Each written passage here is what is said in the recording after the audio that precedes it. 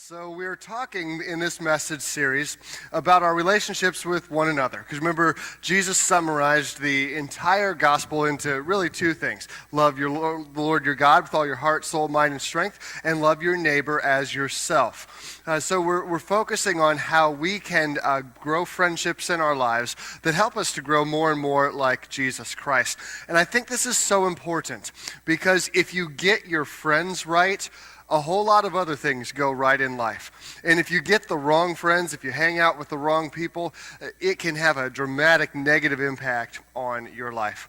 In fact, people sometimes will spend a lot of time and energy and even money trying to figure out what's going to happen to them in the future. They know what today is like, and they're hoping maybe that things would be better, or maybe things are good and they're fearful that they'll get worse. And so people invest in this in many different ways. One of them, and I think perhaps one of the worst ones, is through horoscopes. If you've heard of that before, where you read, and based on your birthday, it's supposed to tell you like what's going to happen to you that day, right? Now, I'm no fan of this, but as I was reading about, or as I was preparing for this message series, I thought about how much people will do to try to predict their future. So I looked up my horoscope on Friday, 2 days ago, just picked one random day, because I don't know if I've ever done that before, but if I had, it'd been many, many years. And so I wondered what it said, just to kind of give you an idea of the accuracy of these. So this is my Friday. By the way, how did I spend Friday? I got to go to Kings Island with my family, my wife and kids. It was a great day, very fun, right? So here's what astrology.com recommended for me on Friday, okay? It says, timing is everything, and that's never been more applicable than in a romantic situation. Luckily, you've got great timing right now. So if you've been waiting to work up the nerve to ask someone out, you'll suddenly start to feel a lot braver about the idea. Now, this is great. You should take a philosophical view of the proposition and not worry so much about whether they accept your invitation or not. It's sort of beside the point, isn't it? Now, that's the one thing I would agree with. It's sort of beside the point for me, right? It doesn't really matter what they say. I'm in serious trouble, right? It says, just the act of being so vulnerable is a big enough victory regardless. No, it's not. Astrology.com, that's useless. That's terrible advice. That's probably it's about the worst possible advice I could have gotten for Friday. So, how silly is that? How silly is that we get so desperate to know our future or know what the future holds for us that we would turn to something as ridiculous as that. One of the truths we're going to hone in on during this series is the fact that our friends are a great indicator of what our future will be like. In fact, in your notes it says that if you show me your friends, I will show you your future. Look at your closest friends, those people who you spend the most time around, those people who are the closest in your life. Look at the way they live. That's probably the best indicator that I know of your future. I used to say that a lot when I was a youth pastor a decade ago, and I still believe it very much today. It's not just true for teenagers, for all of us. The people that we hang around with have a huge impact on our future. The Bible says this in Proverbs 13:20. It says, walk with the wise and you will become wise. Associate with fools and you'll get in trouble. I think that's true, right? So walk with the wise, you'll become wise, but if you associate with fools, you'll get in trouble. In other words, if you hang out with people who are better than you, smarter than you, all these other things, you're probably going to raise to their standard. If you continually fill your life with people who are a little bit less or a lot less than the way that you do certain things, if you manage money at this level and you hang out with everybody else who manages at that level, you're probably going to get worse and worse at it. Don't expect to get better and better when you hang out with people who are not as good at these certain things. That doesn't mean you can't be kind to them or show love to them. Of course you can. But who are the key influences in your life, and what are they doing for you? Warren Buffett said it this way: in life, if you want to, I lost it. Yeah, I'll just do it here. If you want to soar like an eagle in life, you can't be flocking with the turkeys, right? This is true. Look around you. How many turkeys are you flocking with? Your closest friends.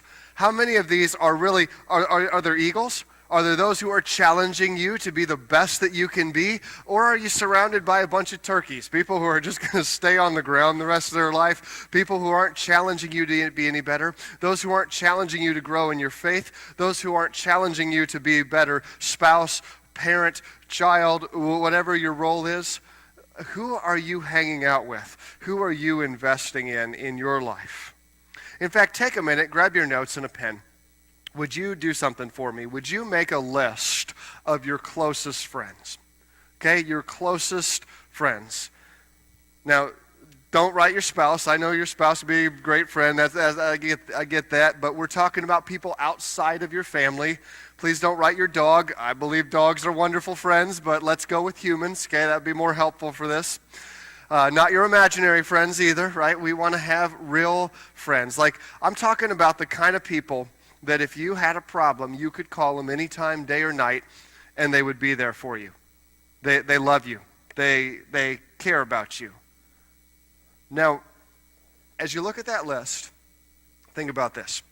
Sociologists tell us that we are the average of our 5 closest friends.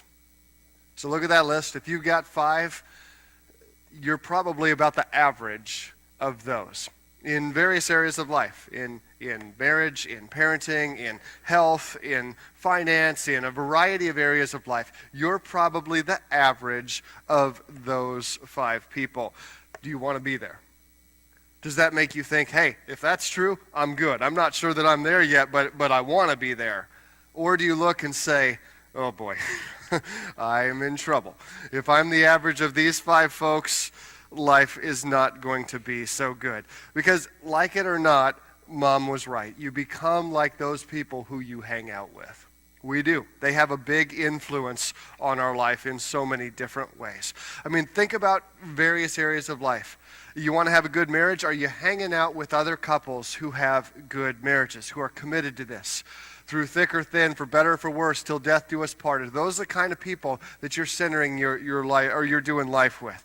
Do you want to be stronger financially? Are you hanging out with people who have sound financial practices? Those who tithe, who give generously, those who save, those who don't do debt, those who do the healthy things. Are you hanging out with those kind of people?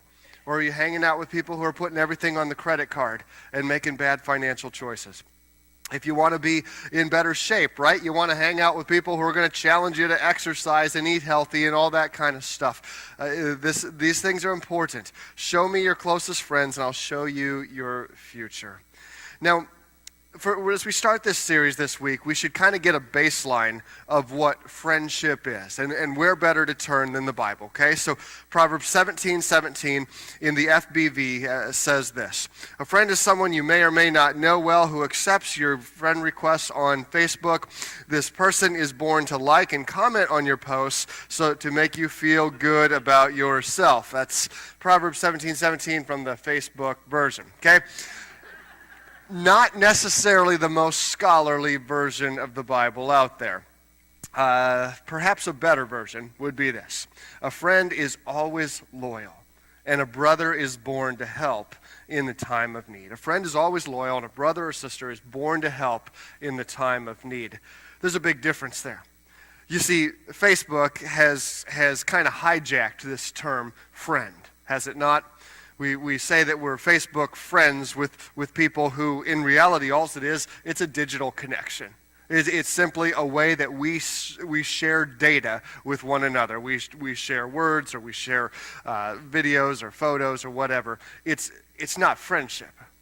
It's not friendship, regardless of what it's called. I mean, on Facebook, I don't know how many friends I have. It's a bunch. And you know what? If I went through them, there's a whole bunch of people, I don't even know who they are. I probably knew somebody they knew at some point, and they sent me a friend request, and I said yes, right?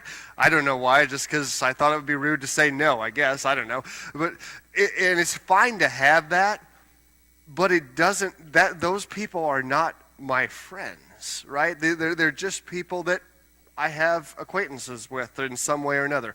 Now, there are people in there that I'm very close friends with. But just because you're friends with somebody on social media, it's a different thing. In fact, studies have shown that very few of us have many of these kind of friendships in our lives. In fact, they did a study, and they said that the average American has 2 genuinely close friends. Your whole life, you got 2 of them. And you might say, well, that's not too bad, because 2, that's enough to kind of help me through life, and that's a great support. The interesting thing is that about 25 years ago, when they did the same study, the average was 6. We've literally dropped that we're now a third of what we used to be. That's not good. And 1 in 4 Americans would say that they have 0. They would say that, honestly, I don't have any. There's nobody who I would call in the middle of the night. There's nobody, if I'm having a real problem, that I can trust. There's nobody that I can really be honest with at that level. 1 in 4. So if that's you today, friend, know that you're not alone. You're not alone. But know that that's not a way that you want to stay. Real friendships are worth investing in. Real friendships are worth investing in. So why is this decline happening? Why are friendships declining? This is in your notes. There's lots of reasons, but we'll highlight 3. The first, increasing work hours. Increasing work hours. And we struggle to have this boundary between work and not work, especially now with our phones and email and all this kind of stuff. We're kind of plugged in all the time. And that's a reality that many of us have to live in for our jobs, and that's not going to go away. So we can complain about it. We can be mad about it. We can say, oh, it's not fair. But in reality, humans have had a lot of work to do since the beginning of time, right? I mean, it used to be that people did manual labor pretty much from sun up to sundown, and they figured out how to have real relationships. We too can figure out how to have real relationships. We've got to have boundaries around work. We've got to have healthy boundaries. If you sit down with somebody and you struggle to not look at your phone, right? You're always checking your email. You're always checking to make sure you're not missing something at work that you might be needed for. You probably got an issue there. We need to invest ourselves in real friendships. We've got to be able to be hard workers, but also people who invest in real friendships. Second thing, divorce rates. I bet every single one of us has had friends who got a divorce.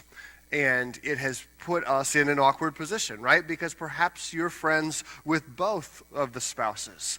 And now suddenly you're being forced to choose in one way or another. And there's some things that split up nicely, right? You take this car, or you take that bank account or that dollar amount, or you take this debt and I'll take that debt, right? Depending on your situation.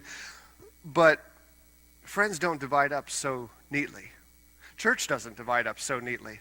One of the requests I always hate to get is folks they'll be getting a divorce and they'll want me to basically kick their other spouse out. I get that a lot, actually. We say, that's actually not going to happen, right? Because I know that you may not get along anymore, but everybody's still welcome here, right? That's kind of how it is. That's part of being a church.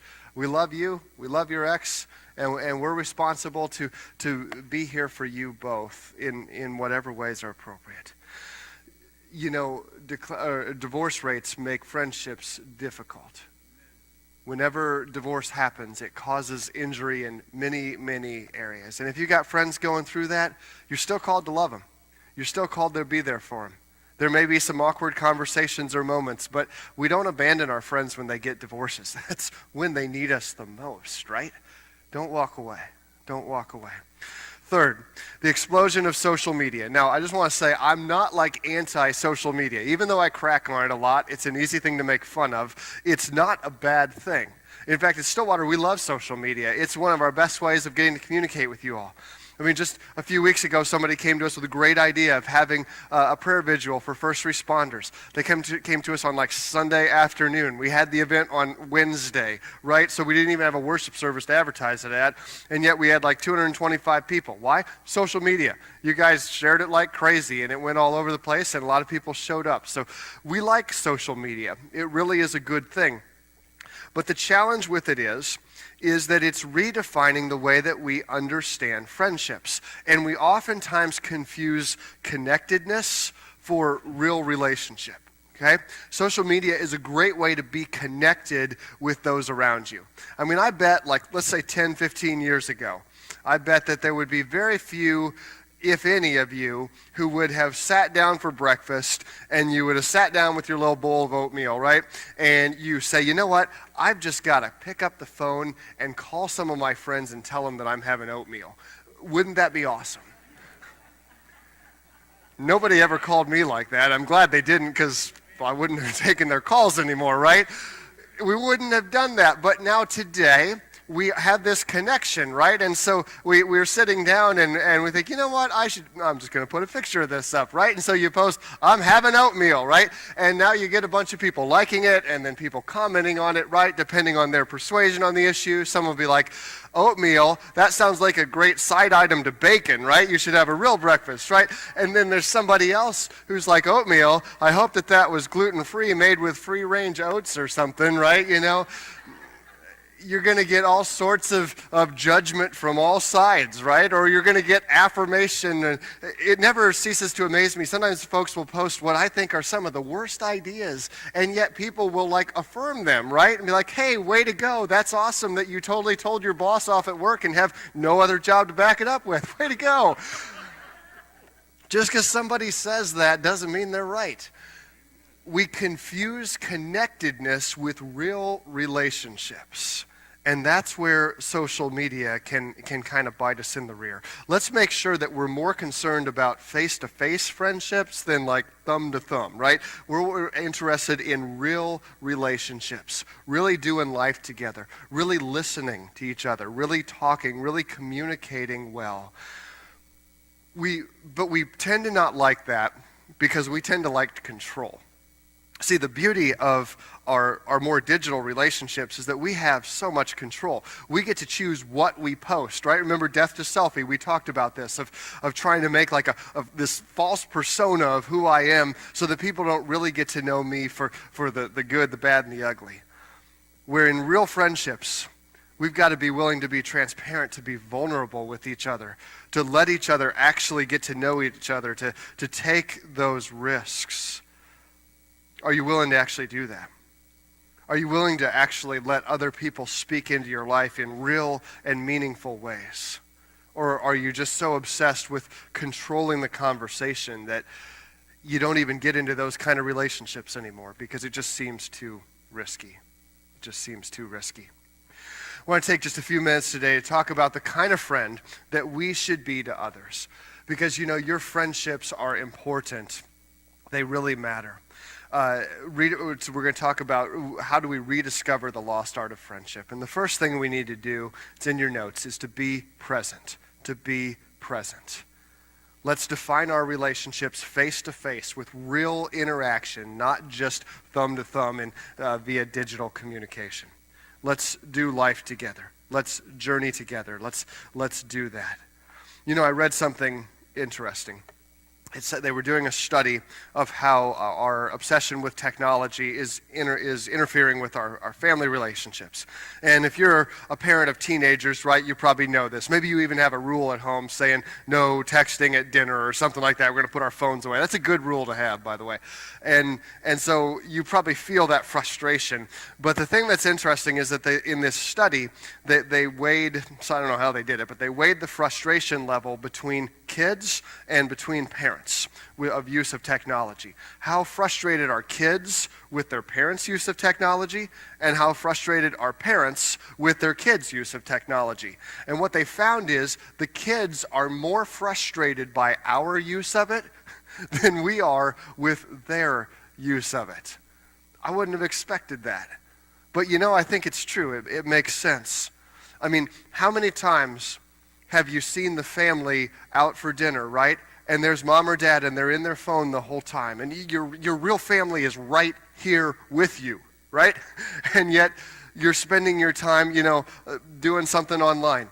Or you see the mom walking through the store with the kids, and the kids are, Mom, they're trying to get her attention, and she's on her phone, and she's, just a minute, I'm sharing this recipe on Pinterest that's going to change the world, right? The people who are going to change the world are right there with you. The ones who God who's entrusted to your care, the ones who only get one set of parents, they're right here with you. How many times do we overlook the important because of this sense of connectedness? What if I miss out on what one of my high school buddies had for lunch, right? God forbid that happen, right? And so we miss out on the real relationships that we are called to build. Be present. How are you doing with that? How are you doing with being present? Hebrews 10:24 says this, "Let us think of ways to motivate one another towards acts of love and good works. And let us not neglect our meeting together." I like that, not neglect our meeting together. I like that because that term meeting, that's a broad term for us. We have all sorts of meetings, right? We meet with people for work, or we meet with people for fun, or all these different kinds of things. But this is it's a very spiritual term. It's only used twice in the Bible in the original language. And both times it's talking about like a meeting for a spiritual purpose, a meeting that draws us closer to God, that draws us closer to the most significant things in our life. It's saying, let's not neglect that. We're talking like a community group. We're talking a real conversation with a friend. We're talking real vulnerability. Are you willing to be present? Are you willing to show up for that kind of things? Because the Bible tells us that we need to do that. Let us not neglect meeting together as the habit of some is, but encourage each other all the more as we see the day approaching of Jesus' return, right? That we know that Jesus is coming back, or we know that we're going to go meet him, whichever one happens first. Someday, I'm going to stand before God, and I'm not going to have any more chance to be present with my family, with my friends, with those here on earth. I'm not going to have that same experience again. So am I investing in it in meaningful ways?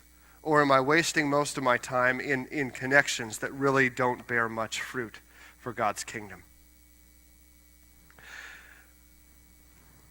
You know, I remember in college, I had a professor that he would do this role play thing with us. It was one of his ways of teaching, and it was a pastoral counseling class. And he was teaching us a variety of things, but this one was how to help people who are in crisis. And these role plays we always kind of feared, because you would get like no warning. You just come into class and he'd be like, "Hey, John, you're going to do a role play today. Come on up." And he'd give you, "Gary, would you come on up and help me with this one? I would love your help. It won't hurt, I promise." Yeah, I think he needs a lot of encouragement from us. Gary doesn't know this is coming at him, so it's a little bit confusing probably, but we're going to pretend here. I need your help. I need you to use your imagination a little bit, okay? Because Gary is going to play the 19-year-old version of me in college. Can you do that? Outstanding, okay? And the person last night who, when I said that, he then began to mock me immediately. That was great. And so then I am going to play my 60-year-old professor, okay, my 60-year-old professor, this is where it gets complicated, who is playing the role of a 35-year-old woman who is his neighbor, okay? Got it? So that kind of makes sense? Right, okay. So I came into class that day. My professor said, "John, you're up for a role play." I came up just like Gary came up, with about the same level of enthusiasm that Gary came up with. I'm sure that's what I had as well. And he said, "Okay, here's the deal. You are at home, it's Friday night, it's about 8 o'clock, and you hear the police sirens. They pull up in your neighborhood to your neighbor's house. And you come out and you go walking up to see what's happening at your neighbor's house.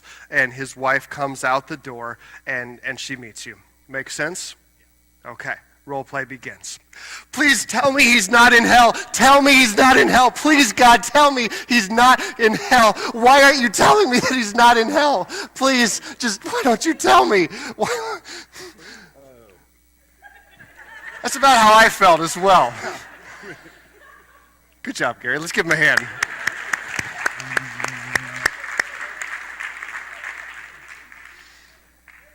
I didn't have much to say. It was every bit as awkward, or more awkward probably, than that. The only thing I was able to muster to say to him to her was, "I'm sure he's in God's hands now." That's all I could think of. I felt that I had failed the role play miserably, and I sat down waiting for my correction to be embarrassed in front of all my peers. And my professor said, "That's all you do. You show up, you hug them, you love on them. You don't have to have the answer for every question in every situation. Sometimes we're not present because we lack the self-confidence we think that we don't have it all together. We don't have all the answers, or we don't do everything right. And so people should get other friends than me, right? They need more helpful friends than me. I don't know what to do. That's not true. Your friends need you. They do. They need your love. They need your loyalty. They need your commitment. When they go through tough times, sometimes they just need a hug. Sometimes they just need a bit of encouragement. Sometimes they just need to know that somebody cares. What a difference that makes. Think about some of the hardest times that you've gone through where someone was there for you who actually cared. Maybe they didn't have answers. Maybe they didn't fix anything, but they showed up and they were present. Do that. Do that. We need to be present in the lives of others, my friends, because God has called us. He's given us the opportunity to love on one another, to serve one another, to help each other through those difficult times. Be present. The second thing, be open. Open up, be transparent. In fact, earlier I talked about how we like to control our relationships digitally. They're studying now. They're saying that people are beginning to develop a fear of talking on the phone. Now, not like they can't touch it, right? But it's an anxiety causer for a lot of folks. It's one of the reasons why we let all our calls go to voicemail nowadays, because it is easier to control a conversation via text or email, right? Because I get to say what I want, when I want, I get to think it through, I get to delete it, I get to edit it, I get to all this kind of stuff, where if I'm talking, it just happens, right? And if I say something I wish I wouldn't, well, I kind of said it, right? And so we have such an obsession with that control that we even struggle to have conversation even on the phone sometimes. Be open. Now, I don't mean be rude. I mean, we need to have boundaries. Speak the truth in love, right? That's what the Bible says. It doesn't say the truth hurts. That's what somebody else said. Speak the truth in love, but be open. Be transparent. Be willing to be vulnerable. James 5:16, confess your sins to each other and pray for each other so that you may be healed. There's healing in confession.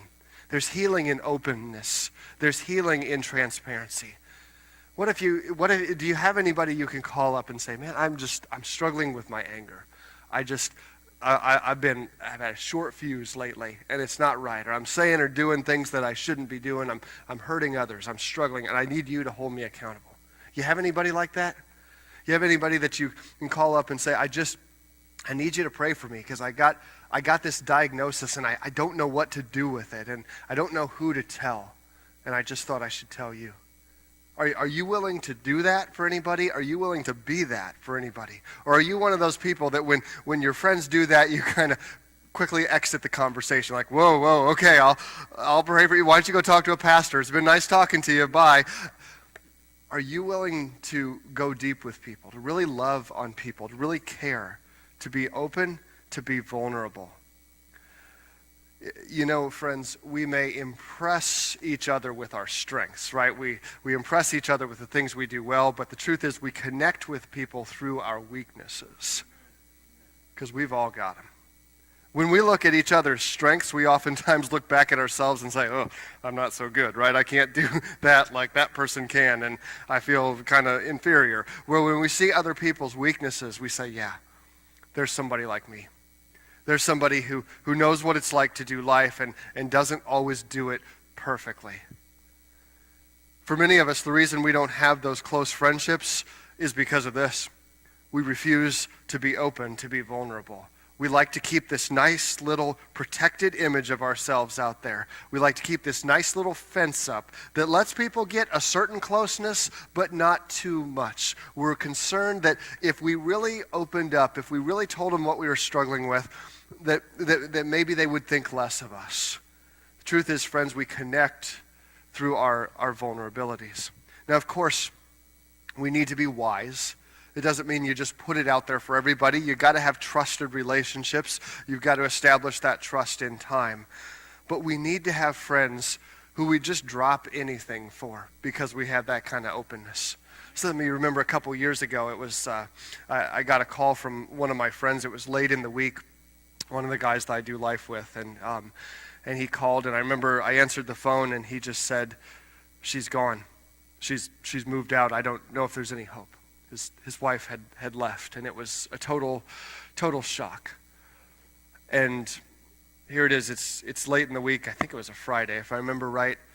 And of course, I have to preach on Sunday like usual. And we have such a great staff team. I was able just to say, "I got to go. I don't know why, but I have to be there." And so I left. We had somebody else preach. The church went just fine and dandy without me. And I didn't have any real solutions, right? I didn't go there because I had the fix for all his problems. And if he only would listen to my great advice, things would be better, right? I just went there to hug him, to love on him, to let him know that I care about him. And I'm just so sorry that he's going through this. And we spent time together. We cried together. We talked together. We prayed together. And you know, it didn't fix the situation. Today he's divorced. And I still love him very much. I'd do it all over again. Because, friends, you got to have those relationships in your life. Because I know he'd do the exact same thing for me. If something went sideways in my life, I know he'd be here. Several of my friends would be here in a matter of hours, as quick as they could get in the car and be here. You need those kind of friends. Are you willing to invest yourself into those kind of relationships? I'm telling you, it's worth it. Jesus, thank you that you call us to real relationships. Bigger than just social connections, bigger than just fun friendships that we have. Those are great, but God, would you help us to pursue real relationships that require us to be present, that require us to be transparent and open. God, would you forgive us for the times when we don't? Would you forgive us for the times when we put up the walls and are unwilling to let other people in? God, would you help us to grow through these friendships? God, I pray that you would use this message series to draw us closer to you, that our lives and our futures can be changed as we invest more and more heavily into the relationships that really matter. Jesus, I thank you that you came to this earth and you were the epitome of presence. You came and you gave your life for me, for us. We were lost and dead in our sins, and yet you chose, Jesus, to give of yourself. That's the greatest presence that we could ever experience. God, as we celebrate the sacrament of communion together, I pray that we would encounter your presence in a real and powerful way. God, we love you and pray this in Jesus' name. Amen.